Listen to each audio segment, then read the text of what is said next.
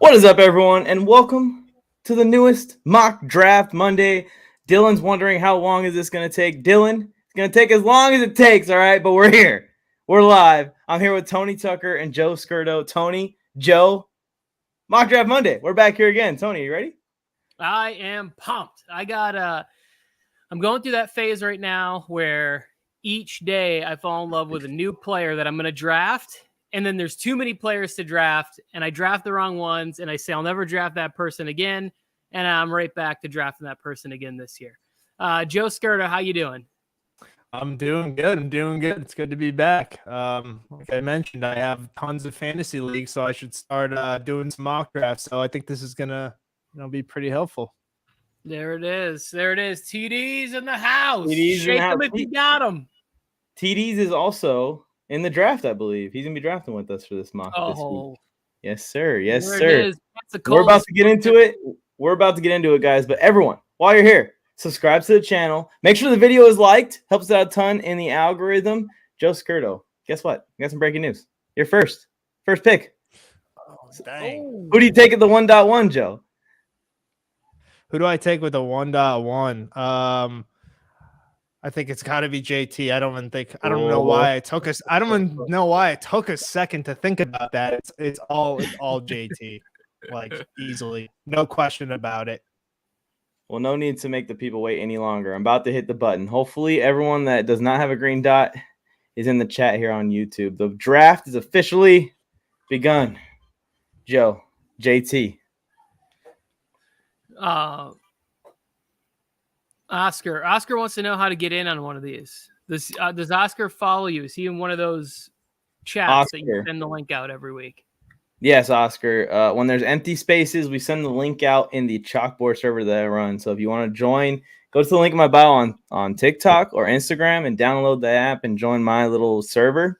But for the mock drafts that I do on TikTok, Oscar, there's like a lot more available slots. And it's the same thing, just not on YouTube. So if you're in that chat, you might have multiple chances to participate in mock drafts. Usually when we do mock draft Monday, we do it with the people who are going to compete in the Warzone of Attrition League. So that way we can all start getting each other's tendencies down for that league.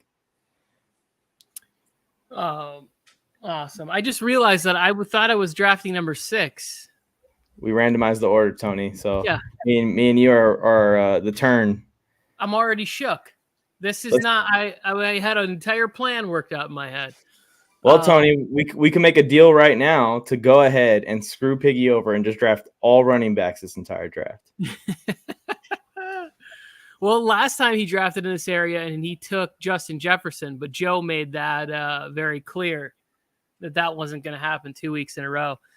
Johnny Talk Sports loves to bring a lot of heat my way, but I'm going to start with him and ask him what's giving him faith in CMC to stay healthy this year. Is it the foot count? I saw somewhere that he has like a foot count rep or something of that. Like they're monitoring how many steps he's taking every day, and he's not running out the plays at practice. Maybe that'll help him stay healthy. We'll see, man, because if he stays healthy in PPR formats, he's RB1 most likely again. So we'll see what happens. I'm a little bit worried with the quarterback situation there, but I feel like Nick Chubb and Kareem Hunt thrived next to Baker Mayfield, and CMC can thrive next to Baker Mayfield, and he's going to put up fantasy points if he's healthy, but that's obviously the biggest question, right? Joe, was there anyone else that you would think about at 1.1 other than Jonathan Taylor, or is it just locked? No one else is even on the mind. Piggy, come on. It's locked for me. Nobody else is on my mind. And with the CMC, I mean, that's just scary. I mean, I like how they established the offensive line. I mean, that's good. They got Ekwonu, who I would think that was the best offensive lineman in the draft. They go get him, but I still don't even like him in the top 5 either.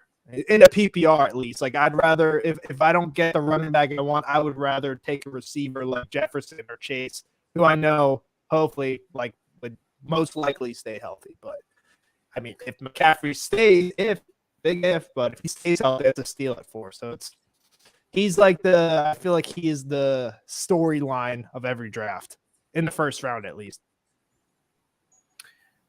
Yeah, I have McCaffrey right there, probably like 4 or 5, somewhere there with Eckler. I mean, I have Dalvin Cook a lot higher. Like, I'm about to get Dalvin Cook at the 12th pick. I don't think that would That's happen. crazy. Yeah, I don't think that it just doesn't feel right. Like, I'm still taking Harris and Cook over CMC right now, to be honest with you. Just health alone. I agree with you guys that Cook should be ranked higher on rankings. I just personally, I know how Cook can be during a season, and I'm scared of missing him for my playoffs. It's just will ruin your year. But if you can get him at 12 and get DeAndre Swift like Tony just did, you have a pretty good backup plan for RB1 if Cook goes down. Yeah, the thing with me for Cook is that I want to be part of that Vikings offense. Like, I just think that it's going to be really good this year, and I don't want to miss out on it. I don't want to miss out on all that fun that they're going to be having. Justin Jefferson having 1,700 yards and double-digit touchdowns, and then going over to even Adam Thielen's going to eat. Hopefully Irv Smith breaks out this year, and then Dalvin Cook is just the recipient of light boxes and just crushes it all season long. I appreciate you giving me the one shot, Joe. That's what we talked about before. Thank you very much for that. And the reports are looking good for the Vikings offense too out of training camp right now. Everything that's being put out there is that everyone's looking healthy. Everyone's looking fast. There's even reports that Justin Jefferson looks better this year than he did last year, which I don't even know how that's possible. So they're primed to have an insane offense this year. We'll see if the defense can keep up. I think the Vikings are a sneaky team in the NFC, and I've got them making a wild card spot at minimum and pushing for Green Bay if they have any kind of struggles losing Devontae Adams. But the Green Bay defense is good as well, so we shall see. But yeah, things are looking good for the Vikings offense, Tony. I agree with you. I just stay with Dalvin Cook because he burned me once and then burned me twice. And it's like, yeah, he's going to finish in the top 7 in points per game, but I don't want to miss him for an important game, and it kills me. I'd rather have Alvin Kamara, who plays majority of the season most of the time, even though he's going to be suspended, ironically. What do you guys think about the Alvin Kamara suspension, by the way? We don't have to talk about Deshaun Watson too much, but when we compare what Alvin Kamara did to what Deshaun Watson did in the suspension that's maybe handed out here, is it going to be 6 games still? I think we all kind of assumed somewhere around 6 games prior. The incidents are so different that I guess they could still justify giving him 6 games. But I think that would be it's already a PR nightmare. It might even be more of a PR nightmare if he gets the same punishment for a bar fight. Yeah, I don't know. That's kind of I don't know. That's a weird conversation to have. I think he definitely deserves less. I mean, they both did. I mean, it's no question what they did is out of line. But if Watson does get 6, I could see Kamara get 4. I mean, I think I saw 6 though a lot for Kamara. Me too. Kind of the number I've seen. This is the way I think about it, and everything is about optics in the league. It kind of feels a little bit like I don't know what the Alvin Kamara suspension is. I don't think it's been released yet. I think that they want to wait and see what happens with the appeal and the Watson stuff before they hand out Kamara's suspension, because I think they'd like it to be one thing. Also, to go further into the optics side of it, there's pictures of this guy just being pulverized, essentially. Joe Morley shared a picture in our private chat the other day, and I was like, is that the dude's face that Alvin Kamara did that to? People can see that, and then that is now linked in people's heads who already have a negative image about the NFL, and they're thinking to themselves oh, these guys are all just angry brutes who just brutalize the average human being. And it's that's not the case. 99% of these people are upstanding citizens who volunteer in the communities and, donate money to the Boys and Girls Clubs and all those things. There's really great things going on, people taking care of family members and all that stuff. So I just look at it as more the NFL is just trying to figure out what the right steps are so that it looks good, to people as a whole. So everybody looks at the NFL and goes, oh yeah, they're doing this right. Even though there's no right way. It just sucks what both of them did. I'm with you. And when you talk about his value, if he gets suspended for anything like 4 games or 2 games, whatever it might be, now all of a sudden he becomes a super valuable fantasy football player. Same thing with like the Vikings offense. The Saints offense is shaping up, although there is a Jameis Winston injury today, which is a little bit scary. No news on how serious it is yet. But, with all those weapons in the passing game, I think that they're going to be pass heavy. And, of course, Alvin Kamara thrives in the passing game as well.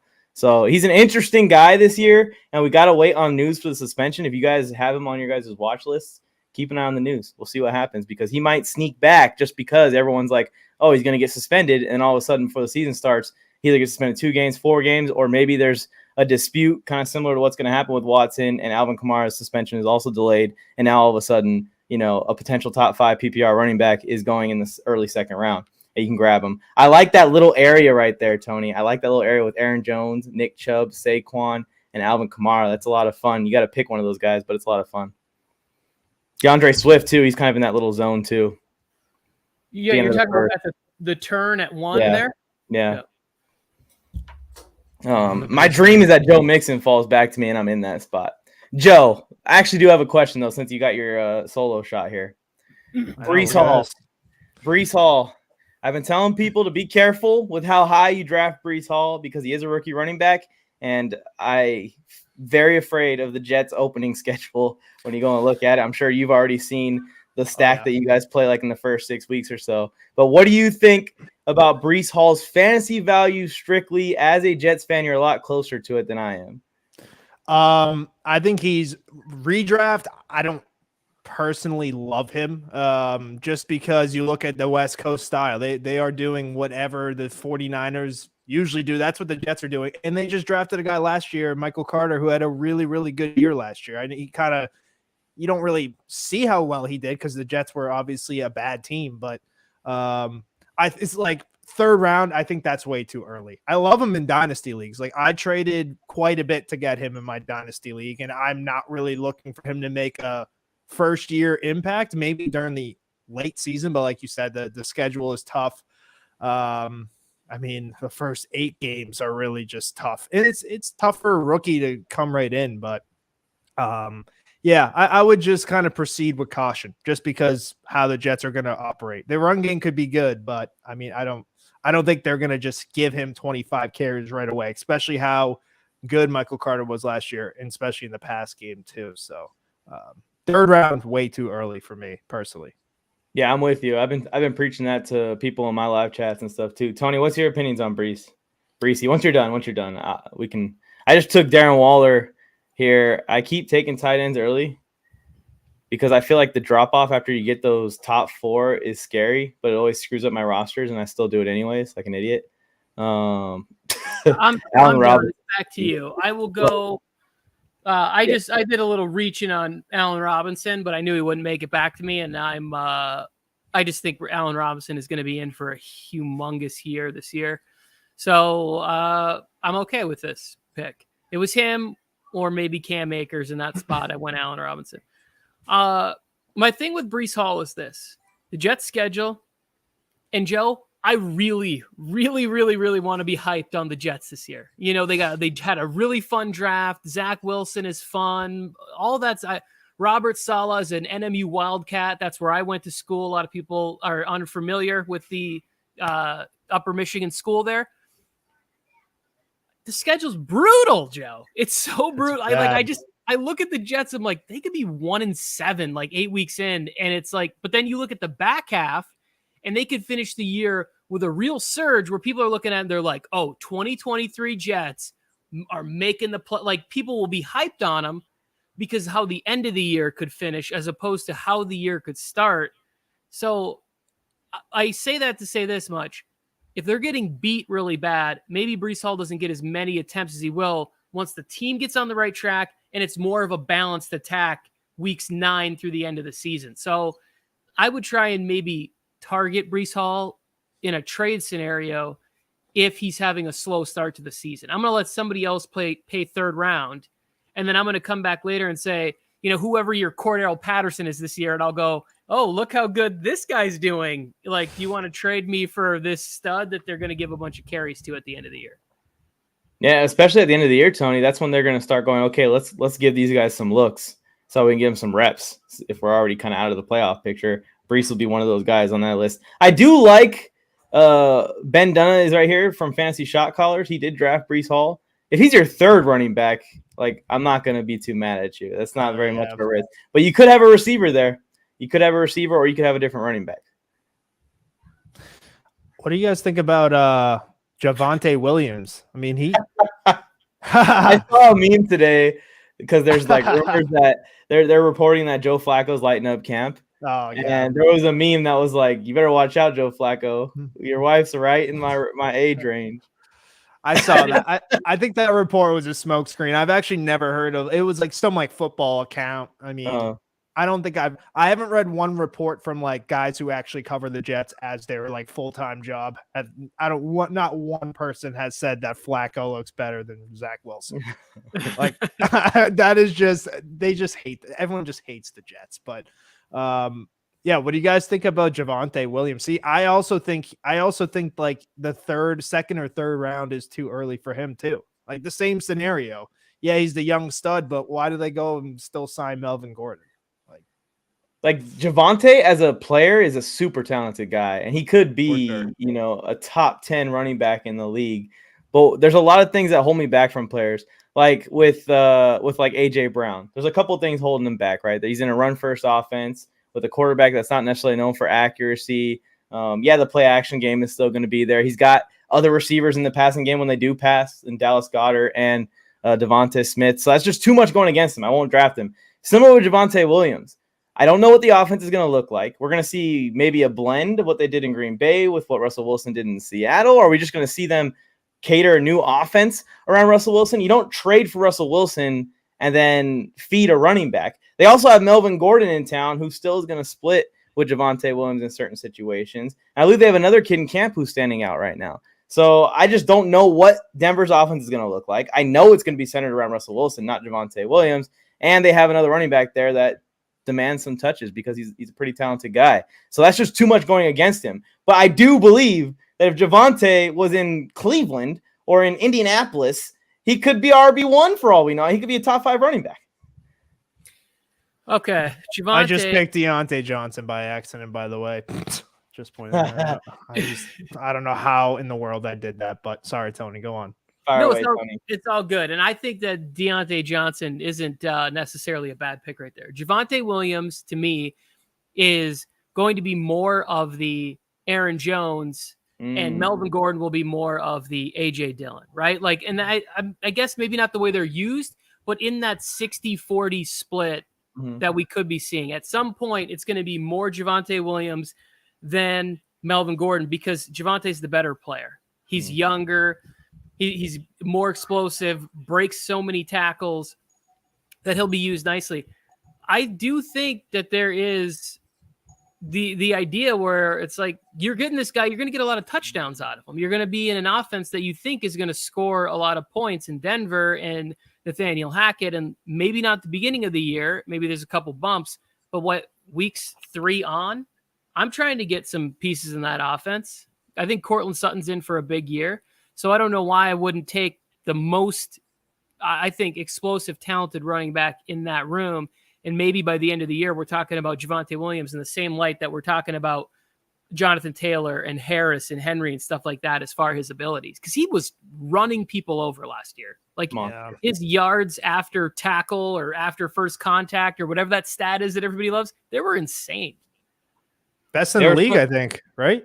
They were some of the nastiest runs last year for sure. Yeah. Some of Javonte Williams' highlights were like, Jesus.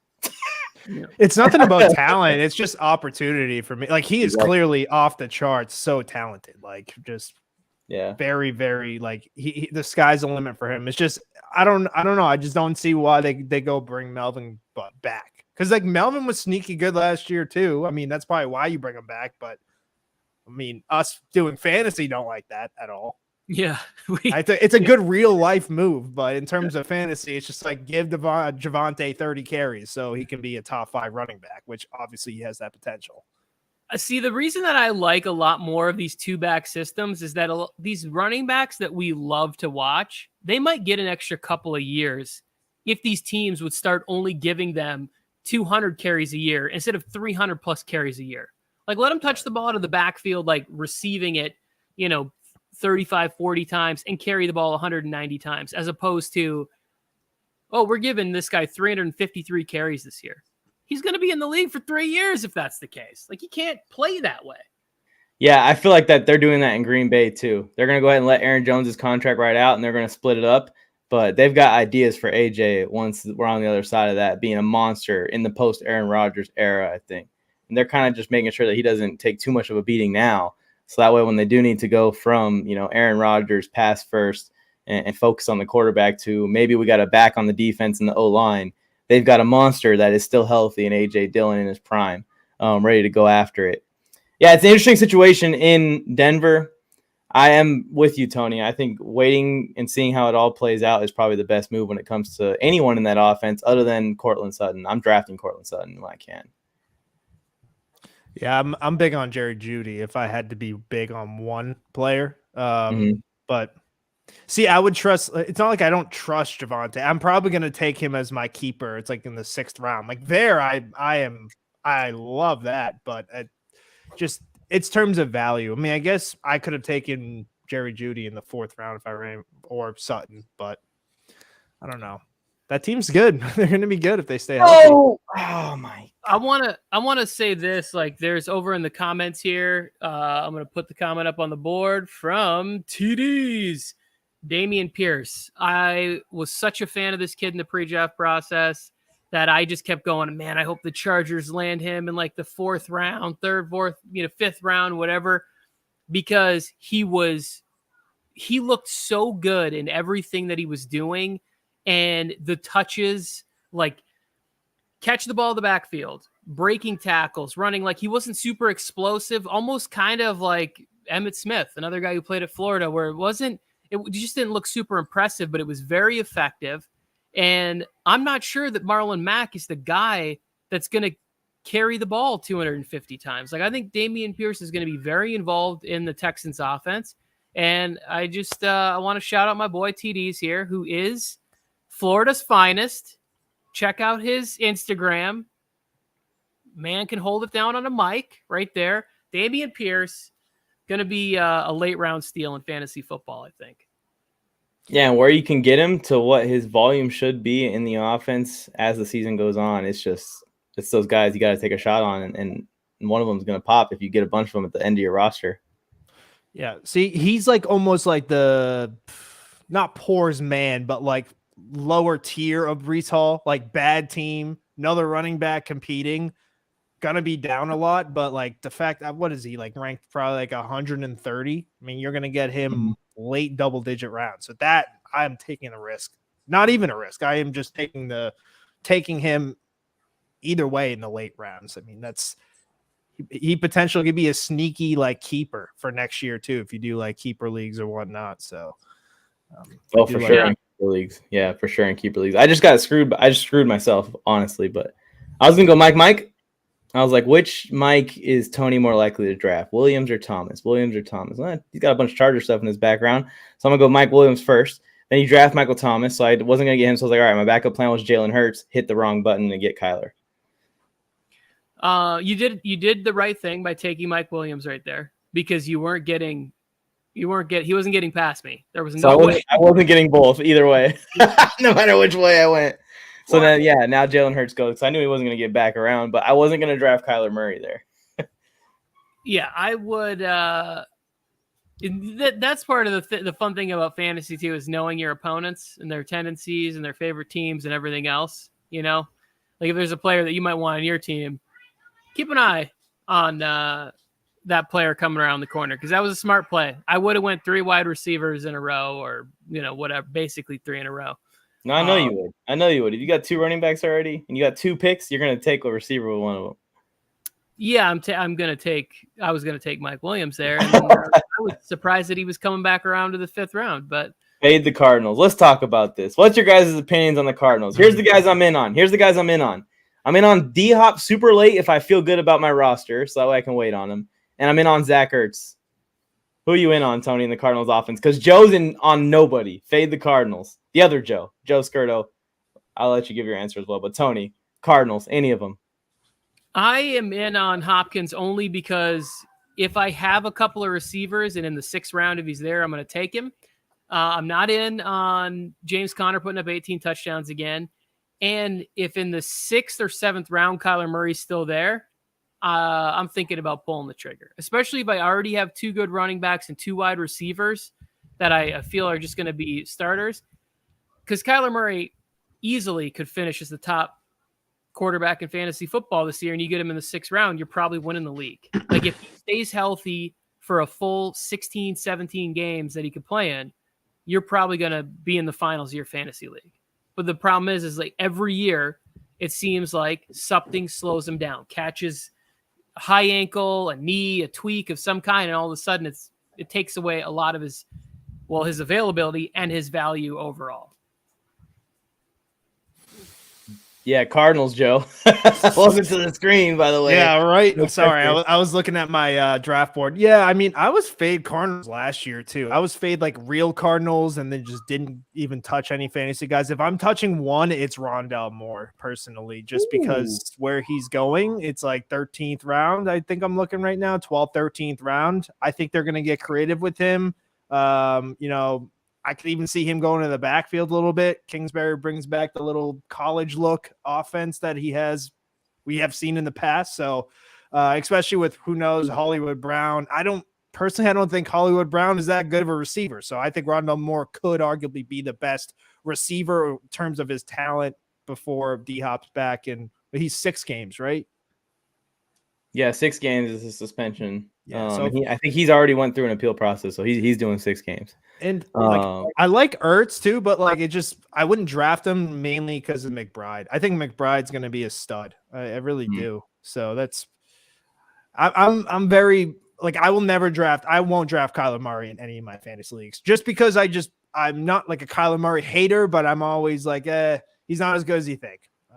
I might be proven wrong, but yeah. Colin, it's not even necessarily that I hate Kyler Murray, and that's why I was mad that I got him. I like Jalen Hurts more. I feel like Jalen Hurts has been more healthy and is going to give me some safe garbage time points more so than Kyler a little bit. But I'm worried about Kyler's injuries, and it's happened almost every year. So I steer clear of him usually unless I can get him super late. I don't hate him. I think he's a really good talent, and I think that he has the potential, like Tony said, to be at the top.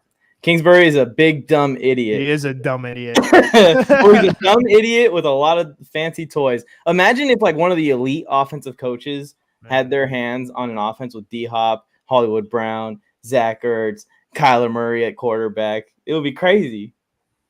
Yeah, he's playing Madden. He's gonna be fired soon, but let's see here. I'm on the clock right now. Lots of pressure. The Kingsbury situation is funny because it almost feels like they were so desperate. They're like, oh, we got Sean McVay in our division. We're going to go get the discount Sean McVay. Like we're going to get the one who kind of looks like him, like lots of confidence, great hairline, great jawline. Like, this guy's a offensive genius or whatever. They bailed on Josh Rosen, which I don't necessarily think was a bad thing after 16 games and then used the pick to get Kyler Murray the next year. And then somehow we're dragging their feet to re-sign the guy that they rehauled the entire team for. I mean, Kyler Murray has played well enough to make them not look like a total joke of an organization for even doing something like that. And when I look at it every year, I'm always like, how is it that they fade towards the end of the year? I feel like that's more coaching, maybe a little bit of player leadership or something, but like, you look at any really good team. Look at all the Patriots teams that are really good. Those Cowboys teams in the early 90s, they got better and better and better as the year went on. Like they started playing their best football, and somehow Kingsbury teams play their worst football at the end of the year. Like that's just a sign of, to me, a coach that doesn't like get his team over the hump mentally, emotionally, like physically, like being healthy. Exactly. There's that next, and that part of the season is tough on football players. I know that a lot of these guys make it look easy, but it ain't easy when you get to that part of the season. That's where it starts to drag a little bit, and you got to stay focused, and you got to have that focus in you to continue on going. I can't imagine these guys like Brady who do it for like 20 years when they get to week 16, how they're feeling, man. I mean, I know Brady's like that next level guy. He's not really even thinking about it, but imagine if he wasn't. I wonder if Aaron Rodgers suffers from that a little bit. I think about it more from the other way, Mike. I think about it as the guys who play in the trenches. When they're like, Andrew Whitworth is going into year 16. Yeah. He's got like a herniated disc and his neck is screwed up. And I'm like, what are you doing out there, man? Like, you got the rest of your life to live. Like, but he wins a Super Bowl. He rides off on the sunset. Like, London Fletcher was another one of those guys, just a brutal, undersized linebacker. Played like 16 years in the league. I don't even know how towards the end there that you can even walk. Exactly. Seeing a drill of Aaron Donald, he was practicing getting people off of him, and his technique is to grab people by the throat and try and throw them. And he's doing that all year to people. Yeah, that video was violent and scary. If I was the NFL, I'd be like, I don't want to see these kind of videos put out there. You can practice it all you want, just don't. Let's not brand this NFL material content. It looks crazy too. It's like. He's like the guy. Remember the lovable Aaron Donald strangling his teammates on the side? It's like, ooh, this is violent. Oh man, we got a question here from Trey. I saw it come across the chat. It's a half PPR redraft, so it's a dynasty league. Who's a better late round stash, MVS or Sky Moore? I'm going Sky Moore without even having to think about it very much. I think that MVS is getting very overrated by Chiefs fans. He was used in Green Bay as a guy just to blow the top off. I think that MVS was used in Green Bay the same way, Tony, that we see Jalen Guyton used in Los Angeles. That's how I feel like MVS has been used.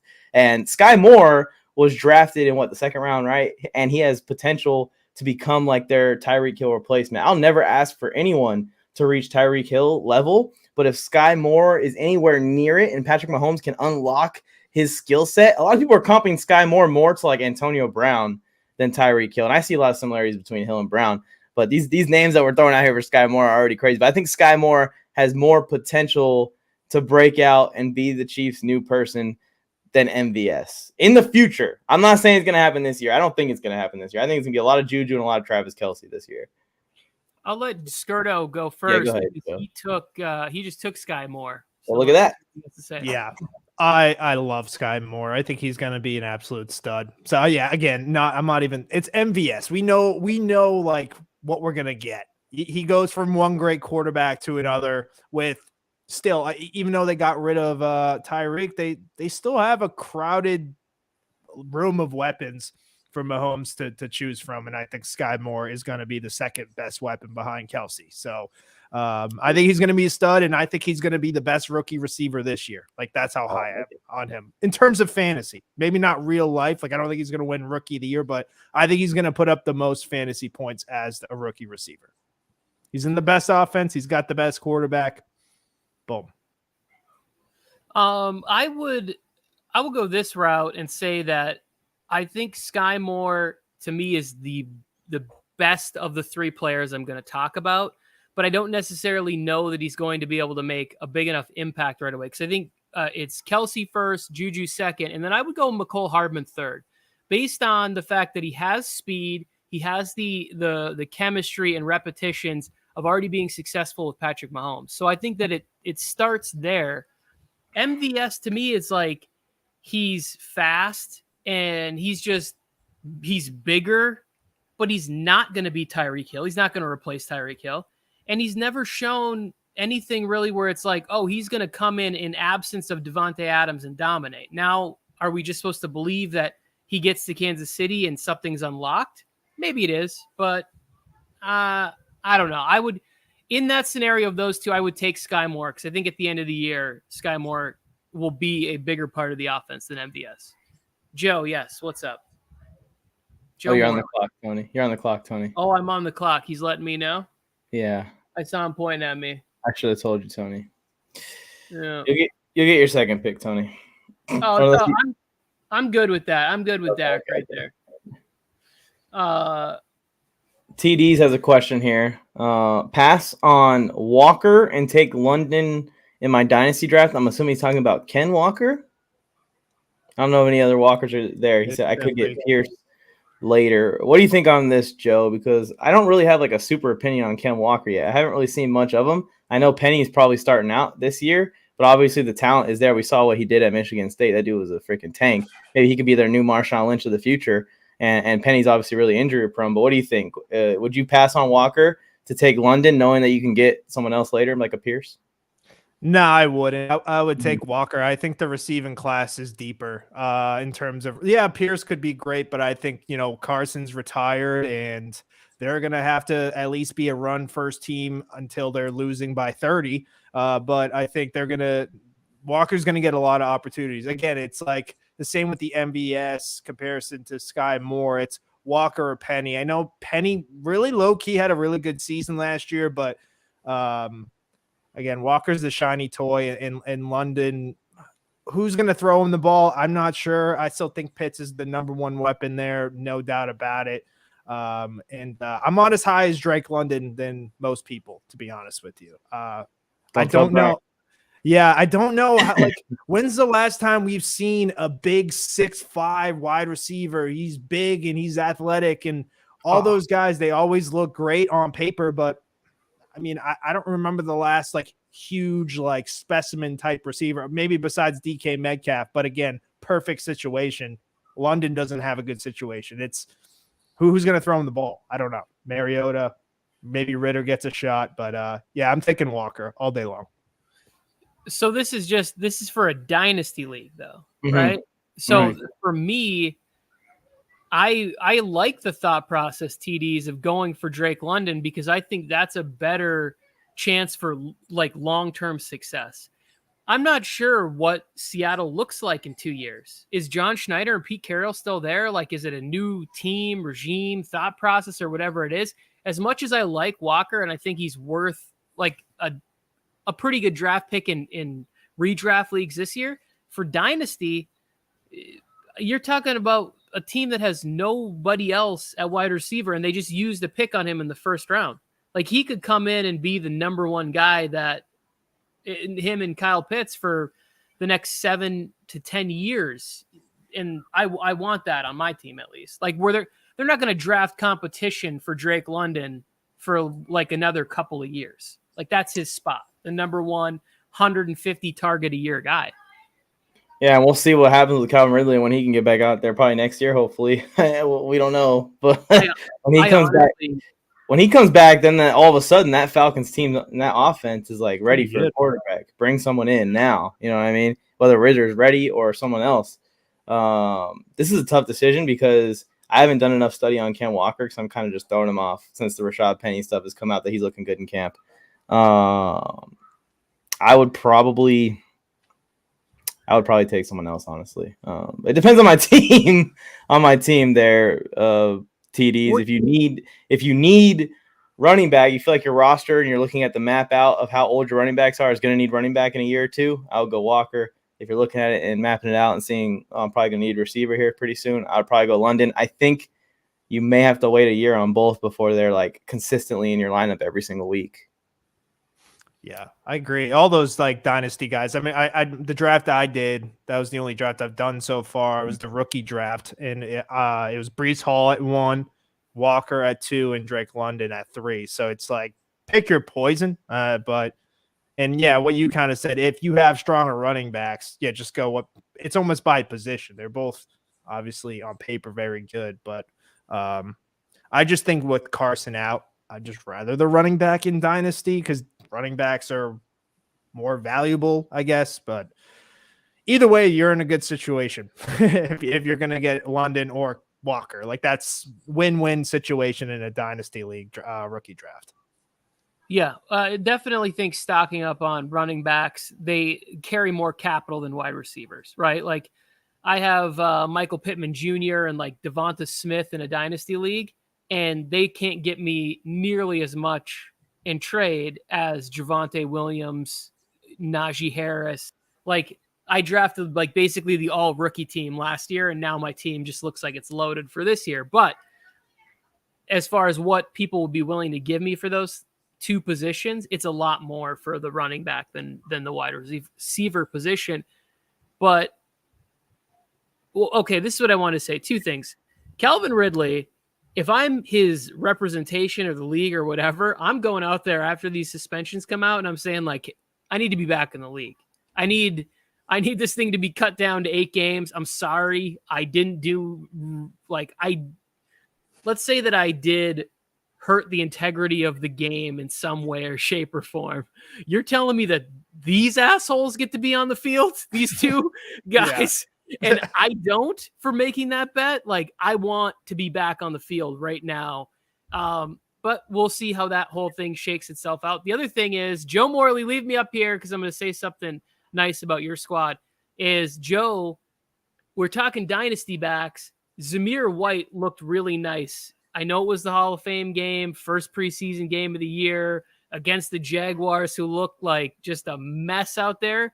But Zamir White ran really hard. And I think that if you can find guys like Damien Pierce, Zamir White, Isaiah Spiller, if you can find guys like that in the second and third rounds, that gives you more of an argument to go get a guy like Drake London in the first round, or if you're really big on Olave or Jamison Williams, if you're doing that dynasty draft, because there are some good running backs in really good spots that are a little bit behind them in the draft. Yeah, I don't want to talk about the Raiders, Tony. But TD's his running back. Here's his team right here. He's got Adams and CD at the receivers, Swift, Eckler, Etienne. I feel like Swift and Etienne, 2 young backs. You're good there while we're on the topic. Adams would probably the next guy out of your core lineup there that's, approaching that age. So I would probably go Drake London then if I had to choose. That's a pretty good dynasty team right there. I just missed it. Where did you see all this stuff at? Oh, he put another chat in here. He just said that because we were asking what his team was to determine. And he was saying that he has Herbert, Eckler, Swift, Etienne, Adams, and CD. I feel like you're pretty solid at running back there. If you're a little worried about Eckler's volume, I'm worried as well, by the way. I'm a Chargers fan. Then maybe you go that direction, but I think that you can trust Eckler to be a monster again this year. And until further notice, really, in that Chargers offense. So Adams is the guy that I look at and go, maybe he's got 2 years left, and by then Drake London's in his prime. Yeah, Mike, you are on the clock. I'm going to let you know. I know they auto-picked your boy Zach Ertz for you. Yeah, right. It's like I freaking jinxed it or something, huh? So I was a couple of weeks ago a little more worried about Isaiah Spiller cutting in, and the more that camp goes on, I'm less concerned about it because it's Austin Eckler, and he is just freaking amazing. Like some of the plays that he's making out there, it's like, why wouldn't you want this guy on the field for as many snaps as you can get him on the field? Like it's winning football. Blitz pickup, receiving game, rushing game, everything. Like, why wouldn't you want him out there? So my concerns before were that Spiller might take away some time. I don't think that's the case anymore. Yeah, and like I said in a post on TikTok recently, that even if Spiller comes in and let's say he snipes a high number of touchdowns at like 5 touchdowns away from Eckler, that puts Eckler down to like 12 to 15 area, which is still my guy? Top 5. Who's your guy? Gerald Everett. It was Joe Morley. Joe Morley. Oh goodness. No, eat a bag of shit. Yeah, I like Parham better. Am I crazy to think that? No. Also with the did you hear about Parham? No, I didn't hear about him. He's dealing with an injury already. Oh, well, that sucked. What was I gonna say? Back to Eckler though. Like, as real life Chargers fans, you guys would rather Spiller to cut in though, right? Like, yes, yes. I would. Okay, that's what I figured. I mean, you want to keep Eckler for 17 plus games. Obviously, that's the goal. So I was just wondering. That has been a huge thing, Joe, the past 2 off seasons for the Chargers. We have been looking for an RB2 to take pressure away from Eckler. Eckler is a phenomenal running back. And even like between the tackles, we talk about his between the tackle game all the time. Even between the tackles, he's good. I'm not going to lie. But we need a bigger body back. And I keep doing this comparison. Tony's probably heard it from me at least 10 times. I can see, because we have Joe Lombardi as offensive coordinator who used to run that Saints offense. I can see the Alvin Kamara, Mark Ingram, or the Alvin Kamara, Latavius Murray dynamic with Isaiah Spiller and Austin Eckler in the future. It's just how much of it we're going to see in the first year is the question mark. And that depends on how much Spiller is going to cut into Eckler. Alvin Kamara could still be a top 10, top 7, top 5 running back with Mark Ingram and Latavius Murray and whoever else they duo with him in that backfield. And Austin Eckler can do it as well. I agree. For sure. Yeah, I definitely agree with you there, Mike. I do get a little concerned when I see Joshua Kelly taking so many of the second man up reps, because I just think to myself, like, maybe they're getting that battle ready between Roundtree, Kelly, and Spiller for, preseason football. It's going to be fun. And I'm really just rooting for the person that is going to put the team over the top. But it's not as close as I initially thought, the way that they're going to do it. Like, this coaching staff needs to win games in a very tough division. They know they need to make the playoffs. The ownership went out and spent all this money on defense. You're going to be paying Herbert soon. They need to know that they can beat the Chiefs and the Broncos and the Raiders. So if Austin Eckler's that guy, he needs to be getting 80% of the snaps, bottom line, because you got to be putting up dubs. Like, that's an unfortunate at 185, 190 pound frame. That's not built for longevity in the NFL. I don't care how tough you are. You're just not meant to be in that many collisions at 190 pounds. 100%. 100%. He takes a lot of hits, and when you break 2 tackles in every play, you take more hits, and it's going to keep piling on him. But I think he's still going to have another great year this year and next year, and then maybe we'll start looking at Eckler's lifespan and slow him down a little bit down the line. I will say this, Tony, today, just dropped it this morning. I don't know if you've seen it yet. Brendan Staley was on the I Am Athlete podcast, and he was talking about a different position. I think he was talking about he's talking about the Derwin James situation, and he was talking about the linebacker situation, and they're asking what's going on, and he was saying, like, even if Derwin was here, we're trying to get these other guys reps that we need more looks at. So saying that and having that on his mind already, and even with like veteran rest and everything, he keeps saying, like, yeah, these guys don't need to take all the reps in team practice because they need to rest. These guys are on the roster. These guys are our star players. So with that in the back of my mind, and I see Kelly and I see Roundtree working into the lineup and stuff, I think that he's probably setting up that battle, like you said. I think he is. Yeah, but you wouldn't limit the rookie from reps because he's the one with the least amount of NFL. I mean, him in the battle as well. Like, okay. They're pulling Eckler out of the one without from the ones and throwing in these other guys. Not necessarily that Kelly's going to have a huge role, but they're just trying to give them those looks. Yeah. There was a lot of that interview started to drive me nuts a little bit because I started thinking back on, they were like, wait, when did Derwin have surgery on his labrum? What's going on? Like, what Derwin? And then all of a sudden it's like, everybody forgets about the fact that this might be a good thing that he's not out there in contact, that his contract is taking a little bit more time, right? Everybody's acting like he's got to be out there with the team. He missed almost 2 years and came back and was like one of the best players in the league last year. If the guy misses a couple weeks of training camp so that he can get a couple extra, chunks in the bank account, let's stop freaking out. Derwin James is going to be a Charger. We're going to be in Arizona, bolting up in the Super Bowl.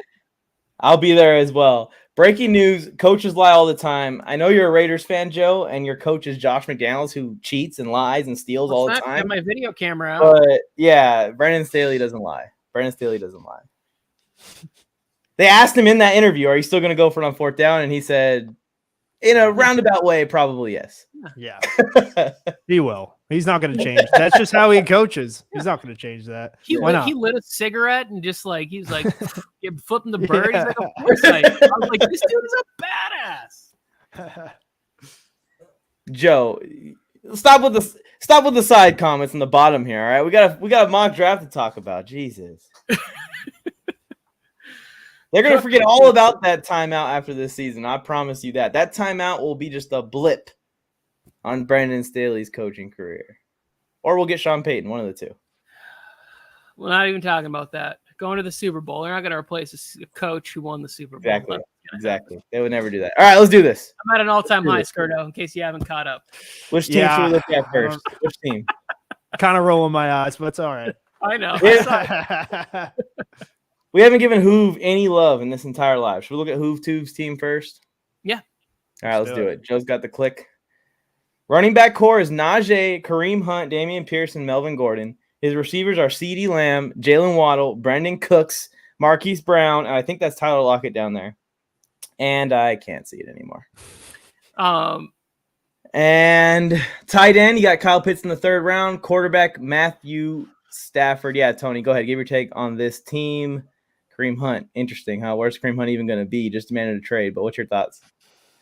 I like it a lot. Joe, can you switch it back so we can get the bigger one up there again? I think that there's good depth at all the positions, right? Like maybe the running back's a little light right there, but I would feel pretty good about this team, right? Like Kareem Hunt, we've seen that he can still be very productive even when he's sharing time with Nick Chubb. Like there's going to be plenty. And if they're starting Jacoby Brissett, I think there's even more opportunity for checkdowns and easy runs where like Kareem Hunt could be a decent RB2. I already talked about my feelings on Damien Pierce. And lots of potential at the wide receiver position here. Kyle Pitts in the third round. I feel like that's a position where you could have gotten another running back and maybe you end up with a different tight end. If you really want a tight end, maybe you get, Hawkinson or Dallas Goedert, who I think could have a good year. But it's a good team. He has Or Tebow, though. He Tim has Tebow, Tebow. Maybe Tebow gets back out there. Oh, gosh. That's It won't be in Jacksonville. He's going to have to go coach wherever Urban Meyer's coaching, whatever high school he's coaching at. Yeah, right. Open tryouts. Jay said that this is the best team he's ever drafted in the sleeper chat. So let's see Jay's team. Right I next to did you. notice Jay taking it seriously, which I enjoyed. Oh, Joe, what was your opinion on whose team? Was there anything to throw in there? Sorry, kind of skipped. Oh, over no, that. you're good. I liked his receiver depth. I don't necessarily love Kareem Hunt as an RB2. I love him as an RB3. RB2, I don't know. RB3 flex, I like Kareem Hunt, but I don't think he's going to get traded either. They already just said, no, see you later. Yeah. You're not going to get traded. But, yeah, I mean, the receiving depth is good. And it's just the running back too, and honestly, maybe the quarterback. I love Stafford, but last year, I mean, I drafted Stafford in the 9th round. It was great, but I also would like another quarterback. I don't know if he even drafted another quarterback. I didn't even see. No, he did not. He did not. I've been enjoying stacking like Stafford and Lance, Tom Brady and Lance, like these guys with Lance. Something like that. Yeah, like a younger guy. Yeah, maybe not Lance for me per se, but anybody like just a younger guy. I like that with Stafford, but I mean, Stafford's still going to be a top 7 QB. It's not bad at all. On the Jays team here, running backs, Mixon, Etienne, Dobbins, Henderson. I like it. Receivers, Keenan Allen, DeAndre Hopkins, Devonta Smith, Kenny Golladay. Tight ends are George Kittle and Dawson Knox, and you got Brady and Carr. Yeah, I agree with Tony here. This is one of the better teams I've seen Jay draft in one of these mock drafts. I think Mixon is primed to have an even better year than last year with the offensive line upgrades that the Cincinnati Bengals added.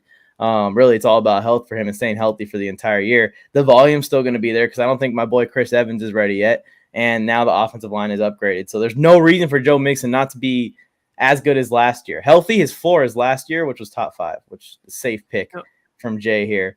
And then Etienne has a high ceiling, obviously. J.K. Dobbins has a high ceiling, obviously. I like to play it the way Jay played it here, where he went with the safe running back, and then he started grabbing a bunch of high ceiling running backs, hoping that he can hit on one of them. I think that the committee in Los Angeles is a little bit underestimated. I don't know. Cam Akers is definitely the best running back there, but Darrell Henderson is still a fine running back as well. So that's someone that if something happens to Cam Akers is probably next up in line in that running back room. The receivers are good. You're going to have to wait on D-Hop.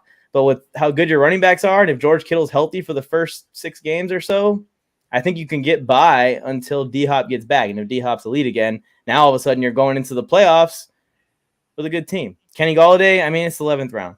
He threw away a pick on Kenny Golladay, but I'm not really going to hate on him too much. He also threw away a pick in the 12th round too. Well, yeah, nice. I think you covered it well. I think this is by far the best team you've ever drafted, and you are now reinstated back into the Warzone of Attrition Fantasy League this year. Just no crazy trades on draft day. That's all I remember Jay as now. I can't even take his draft seriously. He really went crazy. Wait. He gave Mike his whole team before the league even happened. Guys. It was brutal. Jay, I disagree with both of them. Do your trades, bro. Do your trades. This is good. Top 5 tight end, like potential scoring top 5 tight end, running back, and quarterback. Tom Brady continues to just throw for 40 touchdowns and 5,000 yards. So why would that stop now that he's 45? You get DeAndre Hopkins back. He should come into the season fresh and healthy and be right there having a 1 and 1A with Keenan Allen. I think this is a really good team. Joe, what do you think? I think it's solid too. I love the core though. Mixon, Allen, Brady, and Kittle. Like those guys are those guys are gonna eat every single week. And then as you mentioned, Mike, like the high flyer depth.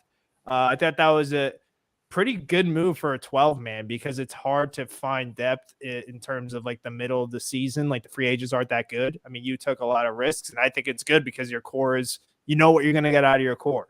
Mixon's gonna like all those guys are probably gonna be top 5 in their positions in Mixon, Allen, Brady, and Kittle. So it's a pretty solid team. Way better than your team in our league last year. You got a lot. I'm just saying, Jay. Your team was that was tough, but that's a good looking team. I hope he drafts that team this year in that league. I'm just saying, Jay. These guys they're bashing your trades, man. This team has a lot of trade value. So I'll be sending you some offers. Which team? Mike's gonna pick up a free agent, and you can give him 3 players for him. That'd be good. Yeah, I mean, look at my roster. I accidentally drafted Zach Ertz. If you want to flip him for Kittle or something, or I could send you some Cordell Patterson. If you don't fully believe in J.K. Dobbins, Wait, Boda's saying, why are we trashing on him? What did we? Oh, it's not you, Boda. It's someone else. But let's go to Boda's team, Joe. Oh, Travis Kelsey in the first round. What are you guys' thoughts on Travis Kelsey in the first round? What pick was that? 9th? 8, 1.8. But yeah, I like him at 1.8. I think 8 is probably the earliest I'd pick him, but I think this could be, as crazy as it seems, this could be potentially his best season yet. I mean, as ridiculous as that sounds, because he's just elite every year. But he's going to get every single target. I don't care how many guys are on him. So I like him at 8, especially like a 12-man. It looked like he kind of rebounded pretty well, getting Aaron Jones in the second. That was a pretty clutch pick. Yeah, I keep like wanting to get my hands in like the top 5 tight ends. Like I did it in this draft again, just to see how my roster looks. And every time I do it, I regret it later. I think that's the one thing with the tight end early is that it kind of hurts your RB room or your receiver room. You got to sacrifice something there. And in this case, Boda, his RB2 is Tony Pollard, and then his RB3 is Isaiah Spiller. That could have been, Dalvin Cook there at 1.8, and he could have got a tight end later. It just depends on how great do you think Kelsey's going to be. If he doesn't finish as tight end 1, then it's a fail drafting him at 1.8. But if he finishes at tight end 1 with a 30-point gap from tight end 2, then obviously you got the best tight end by a wide margin too. But Tony, what do you think about early drafting Kelsey? Because everyone obviously is like, this guy's getting an insane amount of volume with the vacated targets.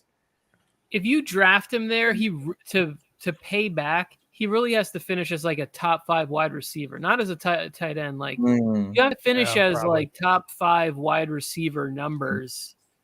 And you want it potentially to be in the top 10 of overall fantasy scoring, really, like as far as non-quarterback players. So I don't like taking Kelsey that high, maybe just because I want the Chiefs to lose, but also like to me, the difference is so much bigger between now his second running back on this team is Tony Pollard, as opposed to this team being Delvin Cook, Aaron Jones, and then where he drafts Tony Pollard. Again, that is a player where you're getting TJ Hawkinson maybe, or I don't know who's a tight end that's on the list after there. That's fine. Dalton Schultz. Yeah.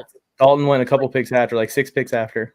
Like, don't you feel better about that team if your running backs are, Aaron Jones is now your 2 and you have another 1 there, and Tony Pollard, you probably still can squeeze him in somewhere. I don't know. It's a good team because you have Travis Kelsey, who's going to be the number 1 scorer there. I think Aaron Jones is going to be used really big. Lamar Jackson could be the number 1, has potential to be number 1. We've already seen it. And then DK Metcalf should get a ton of garbage time out in Seattle, right? So just those 4 positions, like it's still a good team. I don't think I would do that. That wouldn't be my strategy. Yeah, I'm with you. I'm so like up and down with the tight ends because I understand where that cliff is. It's right at like Darren Waller and right at Kyle Pitts or George Kittle to Dalton Schultz. I feel like there is a wide gap there. It's just managing where you get him in the draft. You have to still manage your value. Like in my situation, I drafted Waller early because I have a ton of running backs and I feel confident in my running back core. And I know that there's some late receivers that I like that I could potentially replace what that would have been, who knows, Tyreek Hill is available for me there, or whoever it might be that I could take instead of Darren Waller there. I got lucky that I got guys I like in Mike Williams, Allen Lazard, and then I got two, throws at the dartboard with Tyler Boyd and Julio Jones, who can be big parts of their offenses on any given week, play it by matchup. But I'm even risking it. I wouldn't have Zach Ertz also, but I'm even risking it because my receivers are now weak, and I picked the tight end in the third round. I'm biased towards Mike Williams, so I'm not going to say your wide receivers are weak. I wouldn't say they're weak. I would say my depth is weak. Like I trust Williams to be a baller. I think my depth is weak, and I'm taking a huge risk on Allen. I need Allen Lazard to step up, or I'm going to be sending trades out in the first 3 weeks. To Jay. After week 4, Keenan Allen and DeAndre Hopkins will be on my spot. I think my thing with fantasy football is I want to have three. I want to have a who I think is going to be a stud wide receiver, 2 really good wide receivers that I could feel good as number 2 in flex, and then after that, there's so much depth at wide receiver. Like if we could open up the board and look at all the players that still weren't drafted by the 12th round of guys out there that I think. Like Marvin Jones is probably going to get a lot of garbage time down in Jacksonville where it's like he's worth a 12th, 13th round pick. Like Mecole Hardman didn't get drafted. DJ Chark didn't get drafted. Like these offenses where it's like really like who's the number 2 in Detroit? I mean, let's assume Hawkinson and then Amon-Ra St. Brown and then DJ Chark. Like there's still a lot of targets to go around enough there to maybe make that valuable. I just think that you can get some decent value at wide receiver where you won't feel as bad. But if you leave with a running back room where you're like, what the hell am I supposed to do at this position? You're going to be scrambling every week on the waiver wire. Every week you're going to be like just trying to scrap whatever potential there might be. Just praying that you can get like an Elijah Mitchell or something. Like just praying that something comes through for you. Yeah. I'm with you. And Shot Callers is with you on Hardman. I think that Hardman's interesting because you can get him like basically undrafted and he has a chance to step up if the space is there in the offense, depending on how great Sky Moore does in camp, I guess. It's interesting. Yeah. Interesting. All right. Well, we don't really have time to go over every team. We just passed the 1 hour mark. We do have a question here. What do you think of Swift at 44? I think that's crazy. If he's at 44, take him. And Higgins at 77 in a also keeper league. Bold, man. Yeah, both those are absolutely draft them, Zach. Because even if Higgins, after he's done in Cincinnati, goes to free agency, he is going to get a max deal to be someone's wide receiver 1. So in a dynasty league, a keeper league, you're getting 2 insane values at these 2 spots. Like, unbelievable. Who are you playing with? 44 for DeAndre Swift? And a keeper? How did he drop the 4th round? Jesus. That's insane. That's called not knowing anyone's name in the league of football. Did Ezekiel Elliott go first overall and Saquon go second? I passed DeAndre Swift in the 5th round of a draft last year because I was like, I'm not drafting. There's no way I'm drafting this guy. And by like week 6 or 7, I just regretted it every week when I was looking at who I did. I think I drafted like Gus Edwards or something instead of him. Yeah, didn't work out. Gus Edwards got hurt like the next week, and it was like, it sucks for Gus Edwards, the human being in real life. But my fantasy team could have really benefited from just taking DeAndre Swift when he was gone in like the 3rd round of all the other leagues that I played in. Yeah, I wish the Lions could just like be a good enough team to be in close games because honestly, with how good their O-line is, and sorry, Goff, how bad their quarterback is, and their defense is still growing, like the strength of this team was to just be the pound the damn rock. But they end up down 14 points at the end of the first quarter, and then they got to send Goff out there to go run circus football. They need to get the ball on the ground. So hopefully the Lions are a little bit better this year. I know people like to get the hot take on the Lions every single offseason. I don't think they're going to the playoffs, but let's just get competitive. I'm on the bandwagon this year. Yeah, I'm on the Lions bandwagon. They're like 5 and 6 wins. I mean, playoffs, like a competitive 5 or 6 playoffs. It's crazy. I mean, I didn't say playoffs, but I think No way. They don't win more than 6. I think they win 8 games this year. Okay. Woo-hoo. That's I haven't done the Lions yet. I haven't done a Lions prediction yet, but I'm gonna look at it. I'm gonna look at it closer now, and I know. I have to see their schedule at first. I guess I have no idea. I know they lose 2 to Green Bay automatically, but other than that, I have no idea. And maybe 2 to Minnesota too. I think Minnesota's gonna sneaky be good as well. I think they're gonna catch the Packers on one of those games this year. I think they won't. I think the Bears will be in last place, though. I'll give the Lions that. Like, I think the Bears are going to be worse. I give the Lions 5 or 6. Like, the Bears could be worse. Like, what did they do this offseason? N'Keal Harry, he's already hurt. They went the other direction at every position: receiver, offensive line, edge rusher. They had no picks, and they had no picks either because of the Fields trade. I mean, they're going to be bad. Even the vets that are there aren't signed, like Roquan Smith. I think I saw Robert Quinn hasn't been participating or something. It's like, it looks scary. And then they hired a defensive coach. Like, not that I really care about defensive minded, like whatever, but like they hired like, who did they, what was it? Was it Eberflus? Yeah. Eberflus from the Colts. That was pretty crazy that they hired a defensive coach and then traded Khalil Mack, let Hakeem Hicks walk, and now have drama with both Roquan and Jesus. And the secondary, like they have Jalen Johnson, but the secondary is not very good either. So the defense could take a huge step back. The offense already was struggling, and they have, Justin Fields trying to grow in it.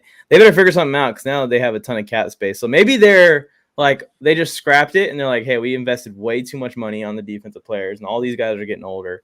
We're going to just completely hit reset while Fields is developing. Let's hope that that's the plan.